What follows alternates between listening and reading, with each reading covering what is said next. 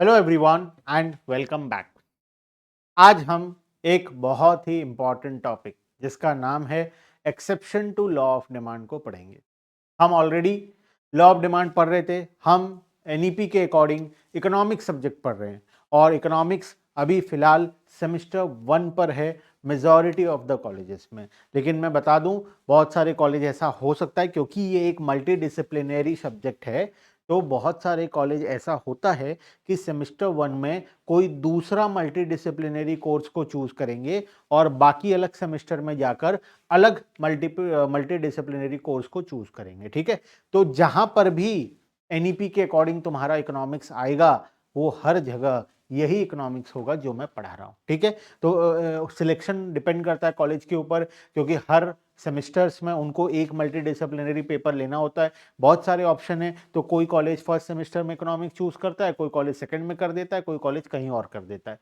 तो तुम अपने कॉलेज के अकॉर्डिंग देख लेना, ये हर एक सेमेस्टर्स के लिए वैलिड है। ठीक है, आज हम पढ़ेंगे law exception to law of demand, एक बहुत important topic. Law of demand जो टॉपिक हमारा चल रहा था उसी का पार्ट है। आज लॉ ऑफ डिमांड कंप्लीट होगा, फिर हम नेक्स्ट क्लास से आगे के टॉपिक्स में कंटिन्यू करेंगे। शुरू करने से पहले डिस्क्रिप्शन बॉक्स में व्हाट्सएप मैसेज का एक नंबर दिया गया है, वहां पर तुम अपने कॉलेज का नाम जरूर से मैसेज करना, मैं तुम्हें तुम्हारे कॉलेज के ग्रुप में ऐड कर दूंगा। और नीचे ऐप डाउनलोड का लिंक है, मोबाइल ऐप को जरूर से डाउनलोड कर लेना, वहां बीकॉम से रिलेटेड तुम्हें सभी चीजें आराम से मिल जाएंगी। ठीक है, चलो शुरू करते हैं। Exception to law of demand हमारा आज का topic. What do you mean by exception? Law of demand क्या होता है? लॉ ऑफ डिमांड बोलता है कि जब भी प्राइस ऊपर जाएगा डिमांड नीचे जाएगा, जब भी प्राइस नीचे जाएगा डिमांड ऊपर जाएगा। ये लॉ ऑफ डिमांड बोलता है। उसका एक्सेप्शन, इसका मतलब कब ऐसा नहीं होगा। ऐसा होना चाहिए हमेशा, है ना? जब भी प्राइस ऊपर जाए डिमांड नीचे जाए, जब भी प्राइस नीचे जाए डिमांड ऊपर जाए, ऐसा नॉर्मली होना चाहिए। लेकिन एक्सेप्शन का मतलब है कभी कभार ऐसा हो सकता है कि ये जो रूल्स हम पढ़ रहे हैं ये काम ना करे, ऐसा होता है। और ऐसा कब होता है, यही हमारा आज का टॉपिक ऑफ डिस्कशन है, exceptions to law of demand. बात समझ में आया? आज हम क्या पढ़ने वाले हैं, कब कब लॉ ऑफ डिमांड काम नहीं करता है। मतलब कब ऐसा होगा कि प्राइस बढ़ने के बावजूद डिमांड नीचे नहीं जाएगा, कब ऐसा होगा कि प्राइस कम होने के बावजूद डिमांड ऊपर नहीं जाएगा। तो हमें ये आज के क्लास में समझना है exception to law of demand के अंदर में। ठीक है, आ जाओ फटाफट से शुरू करते हैं। Exception to law of demand, a general rule, demand curve slopes downward showing that inverse relationship between price and quantity demand. ये हमें ऑलरेडी पता है, प्राइस ऊपर जाने से डिमांड नीचे जाता है, प्राइस नीचे जाने से डिमांड ऊपर जाता है, ये इनवर्स रिलेशनशिप है। ठीक है, However, in certain special circumstances, कभी कभार ऐसा हो सकता है कि प्राइस के ऊपर जाने के बावजूद डिमांड नीचे ना आए, प्राइस के नीचे जाने के बावजूद डिमांड ऊपर ना जाए। ऐसा कब होता है? उसमें सबसे पहला केस है गिफन गुड्स। गिफन गुड्स के केस में ऐसा होता है। What is Giffen goods? Giffen goods का मतलब होता है इंफीरियर क्वालिटी का गुड्स। गिफन मतलब inferior, poor quality of goods, this is poor. अब सोच कर देखो, तुम्हारे पॉकेट में लिमिटेड पैसा है और तुम्हें घर वाले क्या बोले, आओ मैं तुम्हें एक मस्त एग्जांपल देता हूं। ठीक है, घर वाले तुम्हें 100 रुपए देकर भेजे, बोले 10 केजी आलू ले आना, 10 केजी आलू ले आना, और जो पैसा बचेगा उसका आइसक्रीम खा लेना। ठीक है, क्योंकि घर वाले को अंदाजा था कि आलू का प्राइस 8 रुपए कुछ है। ठीक है, घर वाले तुम्हें 100 रुपए देकर भेजे थे, बोले थे 10 किलो आलू ले आना और बाकी का पैसा से आइसक्रीम खा लेना। यहां पर प्रायोरिटी क्या है? यहां पर प्रायोरिटी है आलू। आलू जरूरी है, आइसक्रीम ऑप्शनल है। तो जब लोगों के पॉकेट में कम पैसा होता है तब सामान खरीदना, जो बेसिक नीड्स है वो फुलफिल करना उनके लिए जरूरी होता है, और जो प्रीमियम क्वालिटी का प्रोडक्ट है वो ऑप्शनल होता है। ठीक है, तो यहां पर आइसक्रीम ऑप्शनल है। घर वाले को लगता था 8 रुपए किलो आलू चल रहा है, लेकिन जब ये बच्चा दुकानदार गया, इसका नाम क्या रखेंगे? इसका नाम बुटकुन रख देते हैं। बुटकुन जब दुकान गया सामान खरीदने के लिए, इसके आंख से तो आंसू निकल गए, क्योंकि उस दिन आलू का प्राइस 10 रुपए केजी था। क्या ऐसा हो सकता था कि ये 8 किलो आलू ले ले और 20 रुपए का आइसक्रीम खा ले? क्या ऐसा हो सकता है? नहीं हो सकता ऐसा, क्योंकि उसका रिक्वायरमेंट क्या है? उसका रिक्वायरमेंट 10 केजी आलू, 10 केजी आलू तो उसे खरीदना ही पड़ेगा, बाकी पैसों से वो आइसक्रीम खरीद सकता है। तो यहां पर इंटू 10, तो क्या वो आइसक्रीम खरीद पाएगा? नहीं खरीद पाएगा। तो इंफीरियर गुड्स के केस में क्या हुआ? इंफीरियर गुड्स के केस में प्राइस इंक्रीज हुआ 8 रुपए से 10 रुपए। क्या क्वांटिटी डिक्रीज हुआ? नहीं हुआ, क्वांटिटी उतना का उतना ही है। बात समझ रहे हो? तो इंफीरियर क्वालिटी ऑफ गुड्स के केस में क्या होता है, प्राइस इंक्रीज होने के बावजूद उनका डिमांड कभी डिक्रीज नहीं होता, बल्कि उनका डिमांड इंक्रीज हो जाता है। क्योंकि अगर मैं कोई सुपीरियर कॉमोडिटी कंज्यूम कर रहा था तो मैं उसको बंद कर दूंगा, लेकिन इंफीरियर को तो मुझे कंज्यूम करना पड़ेगा, क्योंकि इंफीरियर मेरा मजबूरी है, मेरा लिए ऑप्शनल नहीं है। सुपीरियर प्रोडक्ट मेरे लिए ऑप्शनल है, इंफीरियर तो मेरा मजबूरी है ना। कोई जानबूझकर थोड़ी खराब क्वालिटी का सामान खरीदता है, उसका मजबूरी होता है, उसके पास पैसा नहीं है, कम है, गरीबी है, इस वजह से वो इंफीरियर गुड्स खरीद रहा है। तो यहां पर अगर हम आलू को इंफीरियर माने, आइसक्रीम को सुपीरियर माने, तो हम आइसक्रीम का कंजम्पशन को बंद कर दिए, लेकिन आलू का कंजम्पशन तो हमें करना ही पड़ेगा, because this is our requirement. तो गिफन गुड्स के केस में ऐसा ही होता है। These are special kind of inferior goods on which consumers spend a large part of their income, and their demand rises with increase in price and demand falls with decrease in price। बात समझ में आया? Yes. Next चलते हैं Giffen goods के बाद second example.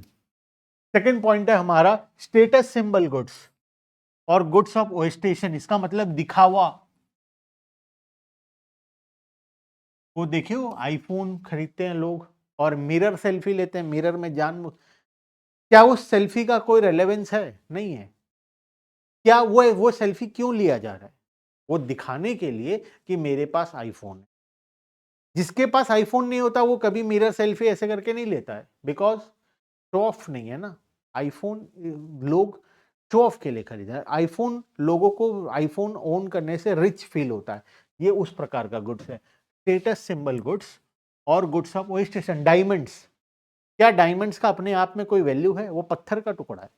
Diamond का value इसीलिए है क्योंकि लोग उसका वैल्यू करते हैं, लोग उसका प्राइस हाई है, इस वजह से उसका वैल्यू है। आज अगर डायमंड 2 रुपए 5 रुपए में मिलने लगे तो लोग, खरीदने वाले लोग भी इसे खरीदना बंद कर देंगे, बिकॉज इस पे जो स्टेटस सिंबल है उनका वो चला जाएगा। आईफोन आज अगर 5,000 10,000 में मिलना लग जाए तो खरीदने वाले लोग भी आईफोन खरीदना बंद करके वन प्लस और सैमसंग खरीदने लगेंगे, बिकॉज उस पे जो वो प्रेस्टीज वैल्यू है वो चला जाएगा। तो जब भी कोई स्टेटस सिंबल प्रोडक्ट का प्राइस कम होता है, उसका डिमांड कम हो जाता है। डिमांड इंक्रीज होना चाहिए as per law of demand, लेकिन डिमांड क्या होता है? कम हो जाता है, बिकॉज उसका प्रेस्टीज वैल्यू भी कम हो जाता है। और अगर स्टेटस सिंबल प्रोडक्ट का प्राइस इंक्रीज होता है तो उसका डिमांड और इंक्रीज होता है, बिकॉज उस पे लोग उसको खरीदकर और रिच फील करते हैं और अच्छा महसूस करते हैं।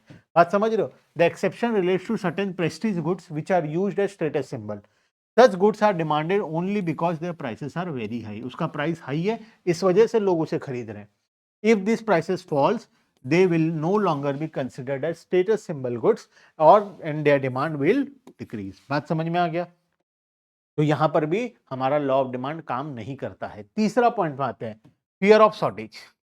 अगर हमें लग रहा है फ्यूचर में कोई चीज का शॉर्टेज होने वाला, कोविड के टाइम पर हमें डर लगता था आने वाले दिनों में इसका शॉर्टेज हो जाएगा, उसका शॉर्टेज हो जाएगा, तो हम प्राइस इंक्रीज होने के बावजूद भी ज्यादा खरीदते थे। जैसे हुआ था ना कोविड के टाइम पर, सॉल्ट का शॉर्टेज हो जाएगा, लग रहा था लोगों को, मार्केट में सॉल्ट मिलना बंद हो जाएगा, प्रोडक्शन नहीं हो रहा था सॉल्ट का, हमें लग रहा था आने वाले दिनों में सॉल्ट का शॉर्टेज हो जाएगा, तो हम खरीद कर दुकान, आज प्राइस डबल हो गया, 10 रुपए पैकेट की जगह 50 रुपए पैकेट मिल रहा है, लेकिन फिर भी लोग उसे खरीद रहे हैं क्योंकि लोगों को लगता है आने वाले दिनों में सॉल्ट का मार्केट में शॉर्टेज होगा। बात समझ में आए? अगर हमें ऐसा लगता है कि फ्यूचर में किसी चीज का शॉर्टेज होने वाला है तो आज उस पर लॉ ऑफ डिमांड काम नहीं करेगा। आज प्राइस बढ़ने के बावजूद उसे लोग ज्यादा खरीदेंगे। रीजन ये है कि हमें लग रहा है कि फ्यूचर में इसका शॉर्टेज होने वाला है। ठीक है, आ जाओ। If the consumer expect a shortage or scarcity of a particular commodity in near future, they would start buying more and more of that commodity in the current period even if their prices are rising। बात समझ में आया? Point number 4, ignorance. अगर एक इंसान rational नहीं है, वो इग्नोर कर रहा है मार्केट में क्या हो रहा है, वो अपने आप मर चल रहा है, वो किसी का बात नहीं सुनता, वो किसी से कोई मतलब नहीं रखता, तो ऐसा इग्नोरेंस होने से जनरली लोग ऐसा करते हैं। Consumer may buy more of a commodity at higher price, वो ज्यादा प्राइस होने के बावजूद वो ज्यादा खरीद लेगा अगर उसे लगता है, वो अगर इग्नोरेंट है, वो किसी का बात नहीं सुनता, वो इग्नोर करता है, when they are ignorant of the prevailing price of the commodity in the market. Point number 5, fashion related goods. ये बहुत इंपॉर्टेंट है। बचपन में देखे हो वो फिगेट स्पिनर, हाँ, निब्बा निब्बी लोग फिगेट स्पिनर लेकर घूमते रहते थे।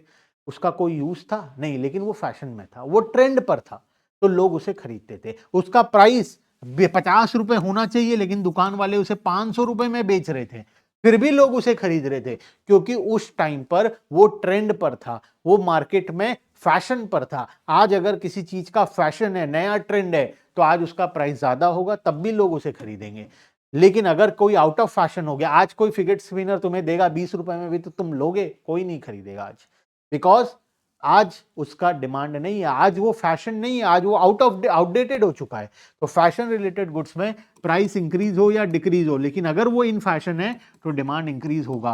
वैसे तो प्राइस इंक्रीज होने से डिमांड डिक्रीज होना चाहिए, लेकिन फैशन रिलेटेड गुड्स में ऐसा जनरली नहीं होता है, ठीक है। Goods related to fashion do not follow the law of demand, and their demand increases or decreases when with the rise or decrease in price, ठीक है। Point number 6, necessities of life, जैसे medicine. Doctor तुम्हें बोला है injection लेना है, तुम्हें sugar है, मान लो, तुम्हें तो नहीं, मान लो मिस्टर एक्स को शुगर है, उसे डेली इंसुलिन लगता है। क्या इंसुलिन का प्राइस बढ़ जाएगा तो वो इंसुलिन लगाना छोड़ देगा? क्या इंसुलिन का प्राइस कम हो जाएगा तो वो एक की जगह 2-3 इंसुलिन लगाने लगेगा? ऐसा कभी नहीं होगा।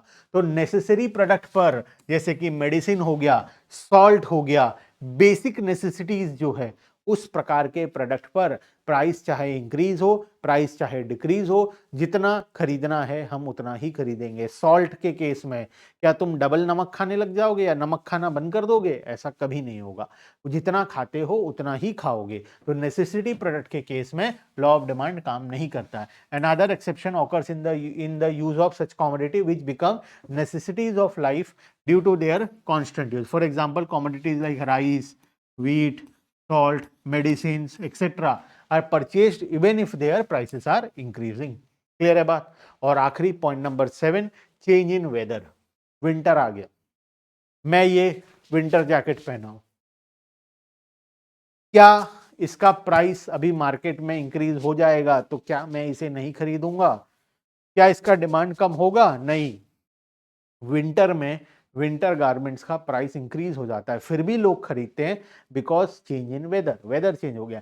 बारिश में अम्ब्रेला रेनी कोट का प्राइस इंक्रीज हो जाता है, डबल हो जाता है, लेकिन फिर भी लोग उसे खरीदते हैं because of change in weather. बात समझ में आया? ठीक है। विथ चेंज इन सीजन और weather, demand for a certain commodity also change irrespective of any change in their prices. For example, demand for umbrella increase in rainy season even if they increase in their prices. Clear है? तो आज हम 7 exceptions पढ़े law of demand का, बहुत ही important exceptions है। अब हमारा लॉ ऑफ डिमांड कंप्लीट होता है यहाँ पर। नेक्स्ट क्लास में हम डिमांड से ही कुछ रिलेटेड टॉपिक्स और है, उसे पढ़ेंगे। क्लियर है बात? तो आज के लिए हम यहीं पर स्टॉप करेंगे।